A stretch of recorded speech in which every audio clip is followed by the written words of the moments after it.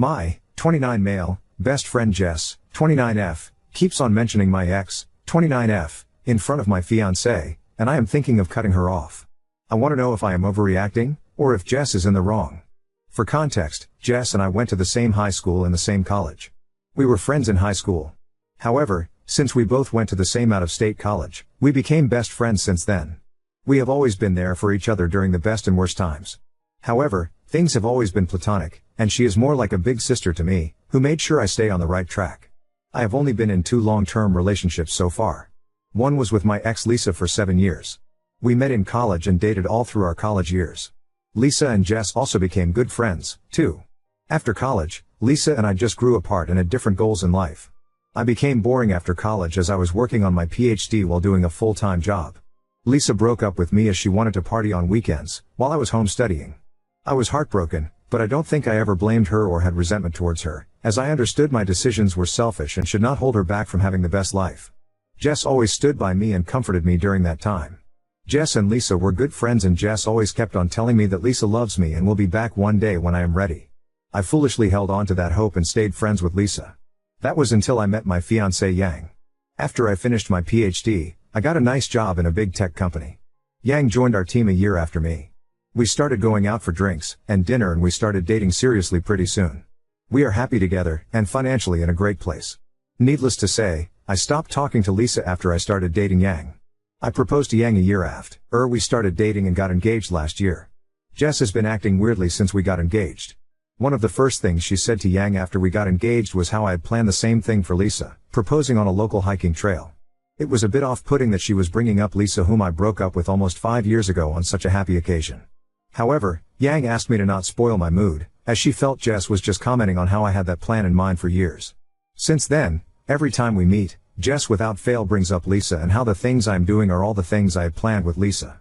This happened when we bought a house, planned for vacations, etc. Jess always starts with some nostalgic story and then brings up how Lisa and I were so happy together.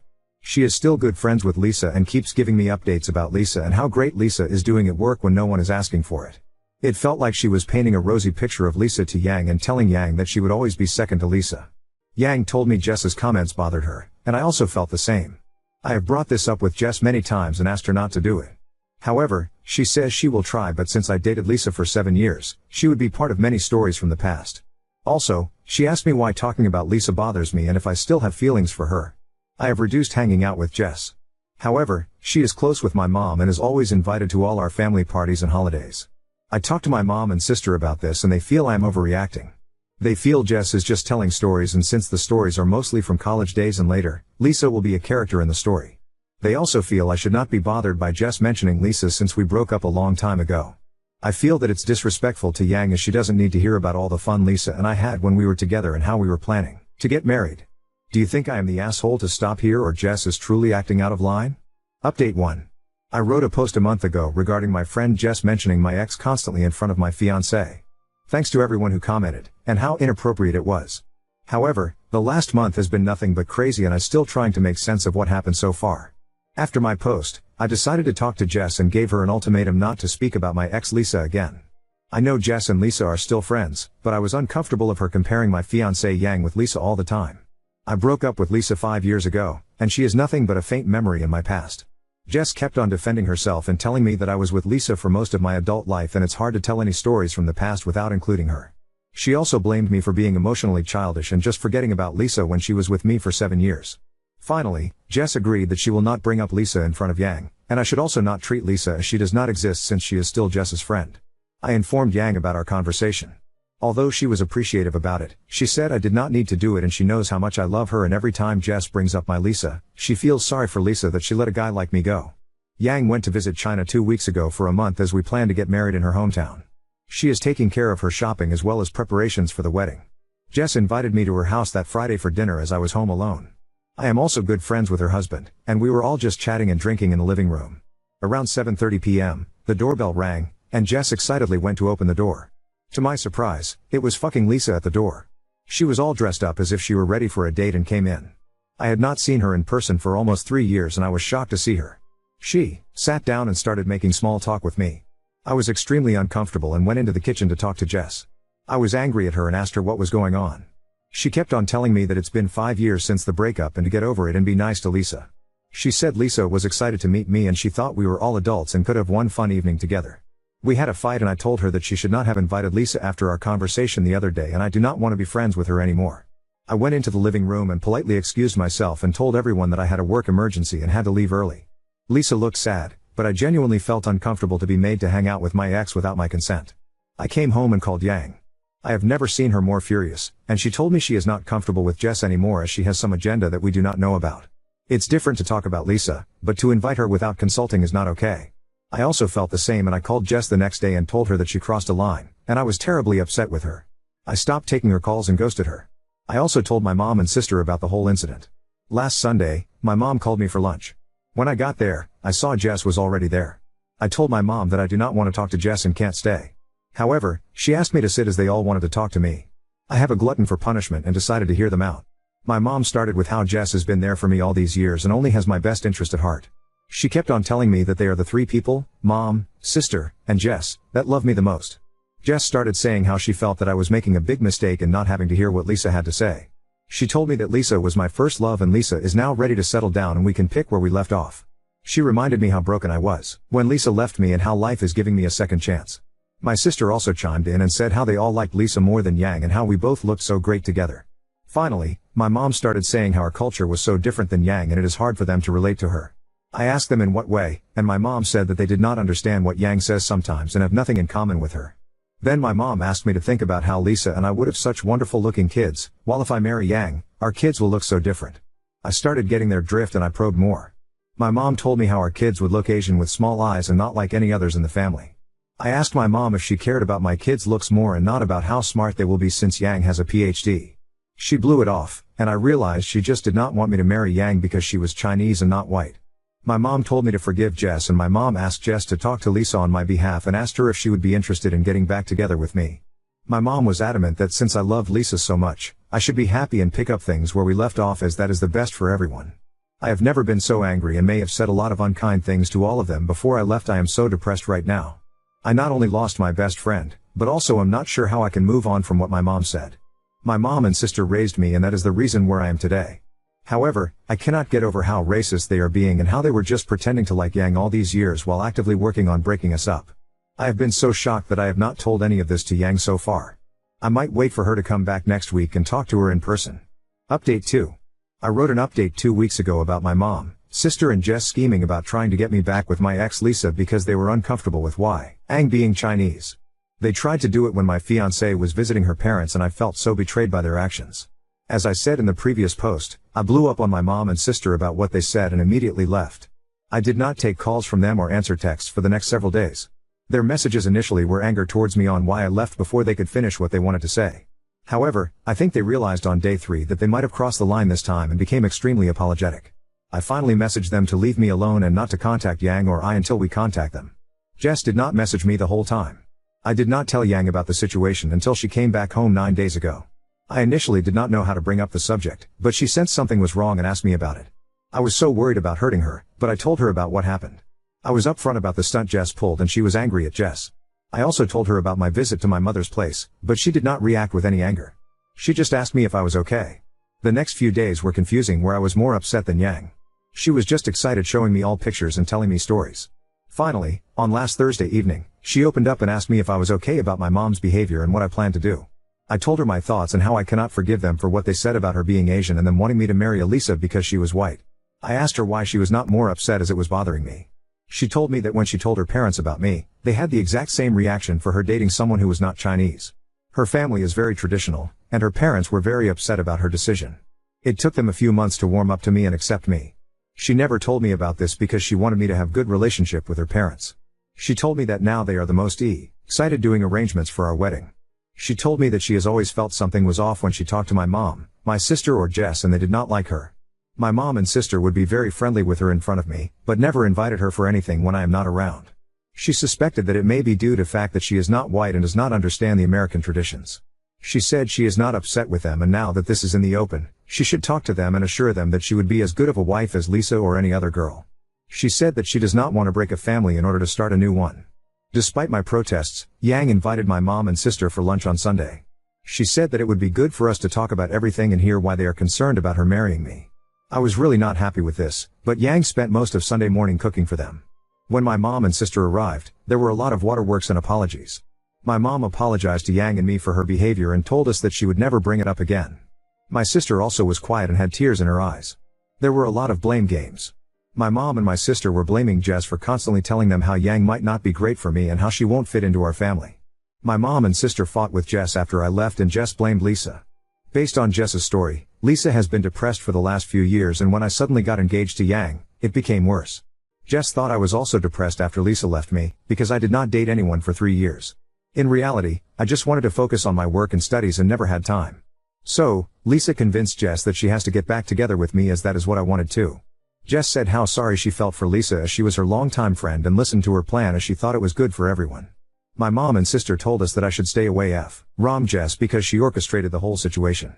They kept on hugging Yang and apologizing to her.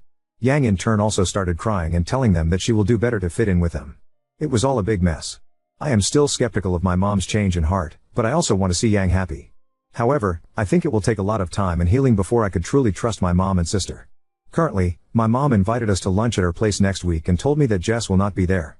Jess has still not messaged me or Yang. I really don't know what I can do in this situation. I am still upset and furious at my mom, but I also want to respect Yang's effort to keep the family together. Now on to second story. Close friend keeps hosting adult-only parties that turn into kid-centric events, and I need advice on how to address this without hurting her feelings. I 31F have a close friend of 35F whose adult-only parties are offending people. I would love a real adult-only party where adults can talk and have conversations without kids interfering. She ain't doing that. She is having a whole party for everyone to focus on her kids only. I need to know how to address this with her. This happened 2 times so far. The first time, we pretty much all assumed that she had to have planned for childcare that must have backed out or something, but since we weren't sure, we didn't ask her. I think everyone felt awkward believing they were paying babysitters for an adult night and then having to have her kids at the dinner table, and them very actively part of the evening needing to be entertained, 2 young kids. Then, it happened again. She sent out events for a dinner party in the evening with adults only on the invitation. Then, when we got there, she had set up all these kids' games everywhere. She arranged the night around everyone kind of playing with her kids, and I could tell everyone felt awkward because people just wanted to have an adult night talking. But she had promised the kids that everyone would participate in the games they had set up and asked everyone if they wouldn't mind playing with the kids. I know that several people who attended the last event were very bothered by having to do this. People were whispering on the side about how they had to pay a babysitter for the night and would have rather bring their kid along, and the kids could have just played games together if it's a family event. We barely ever pay a sitter, so I was kind of confused about why I had to spend my very limited babysitter funds on a night that I didn't even get to talk much with other adults because the kids were for sure the center of the evening. She even stopped everyone to gather around to look at the kids' recent art projects and tell stories and sing. Is this normal in other circles? What would you do if this was your friend? If I do say something, how would you explain this so that the person isn't mad or feels like you just don't like their kid? She was mad because everyone left early and she had catered the event, but I think people didn't want to stay and preferred to just go back to their kids because they felt a little disrespected by the way things went. People are saying they don't want to hang out with her anymore. I'd what to do. I can't explain like her entire personality, but I don't think she is actively manipulating because she is a very kind and considerate person in all other ways. It's like she truly isn't realizing that people are bothered. I don't know if it is because she thinks we all love her kids so much that we want to spend quality time with them without our own kids distracting us. We do love her kids. But I prefer to also bring my own kids so they can all play together. I thought she also loved my kid and would want them to be there to play as well. If that's not the case, then I guess the friendship would be over. Update 1. I never expected so many people would have been interested in his situation, but I think it helps me feel vindicated that the situation was just as strange as I had perceived it to be. I wanted to wait for the kids to get back into school so we could discuss it in person. And luckily I didn't even have to bring it up because someone else did bring it up to her, and she was eager to tell me that people were mad and she didn't know what the problem is with what she did. I was able to get through to her. I'll call her Katie in this post, and also understand her perspective, understand, not agree with, which I'll try to explain here the best I can. I cannot remember every detail of the conversation but can paraphrase all the key parts. She had been upset because one of our friends, Molly, was taking care of her toddler while Katie's kid kept trying to show her something. Katie noticed this and felt bad that her daughter just wants to share things with people she thinks of as her family/aunts. We are just friends, but the kids call each other aunts and each other's kids cousins, so she wanted to build a stronger relationship between her kids and her close friends. She thought that us spending time with her kids away from our kids would be the way for us to show her kids better attention. This is especially important to her because she is an only child, her parents are dead, her husband is an only child and his parents are dead. Her children have no biological family.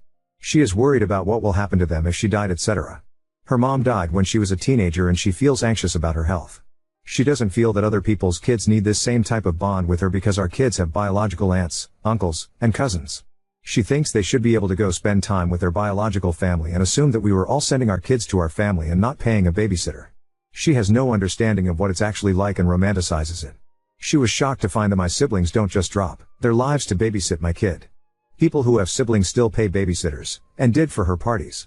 She feels that she paid for all the food and wine and that alone should cover the expense of the babysitter even if we did pay one.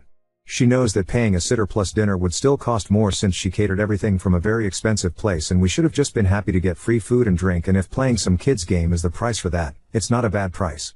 Essentially, she argued at first that if someone pays for everything, they can decide, and if we want a different type of gathering we can foot the bill and throw that gathering. Now, how I handled this. That last note did eventually change to a more understanding perspective as I explain more and more about how even though she is technically right, she cannot maintain strong friendships with this mindset. You cannot provide meals for people with strings attached and deception involved. We didn't know until we got there, and expect us to love it. She can do whatever she likes, but people can also end a friendship if they like, so she is free to do it but not free from the consequences of it. I also was very clear to her that if her goal is to get stronger bonds for her kids, the way to do that is to love and bond with our kids and include them. That part seemed to be totally unexpected to her. I had to explain that people will be so upset by the fact that she isn't including their kids in kid events or isn't accepting that a parent needs to take care of their own kid first before focusing on hers that they won't even want to be part of her family because that isn't what a family is. My sister doesn't expect me to leave my kid behind and be only with my nephews. My sister would never tell me to not bring my daughter to a family event because she loves my daughter and that makes me love her and my nephews even more. I had to explain all this.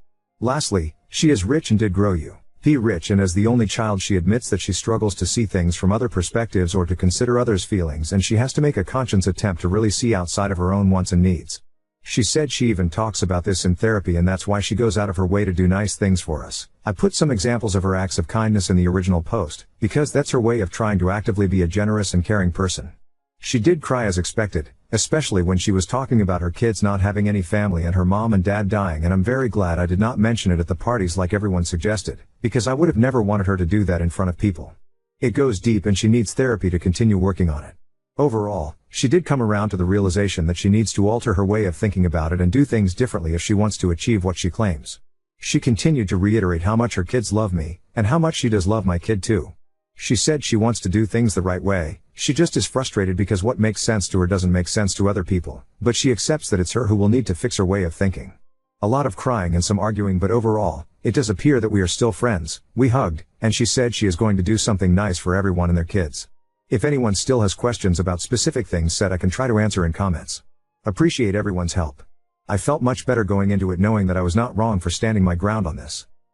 It went as well as I could hope. Tough at first but cooled down and became more emotional than an argument. I think she needs to continue therapy about her parents because she is holding on to a lot about her mom dying and her dad just used money to take the place of raising her after she died. Then he died too. There are some things that money can't buy, in this case social awareness.